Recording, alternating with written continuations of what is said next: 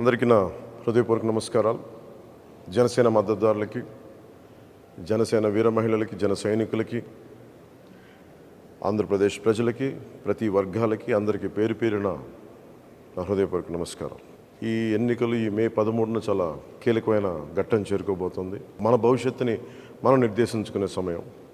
దీంట్లో భాగంగా మీ అందరినీ నా విన్నపం, నా విజ్ఞాపన, నా అభ్యర్థన, వైసీపీ వ్యతిరేక ఓటుని చీలనివ్వకుండా అందరం ఒకే మాట మీద నిలబడి ఎక్కడైతే భారతీయ జనతా పార్టీ అభ్యర్థులు ఉన్నారో వారికి మన సంపూర్ణ బలం టీడీపీ జనసేన బలం ఇవ్వడం, అలాగే టీడీపీ ఎక్కడైతే నిలబడిందో సంపూర్ణంగా జనసేన బీజేపీ మద్దతుదారులు, జన సైనికులు, కార్యకర్తలు, బీజేపీ కార్యకర్తలు అందరూ మద్దతు ఇవ్వడం, అలాగే జనసేన పోటీ చేస్తున్న చోట టీడీపీ మద్దతుదారులు, టీడీపీ కార్యకర్తలు, టీడీపీ మహిళలు అందరూ కూర్చొని జనసేనకి మద్దతు ఇవ్వడం.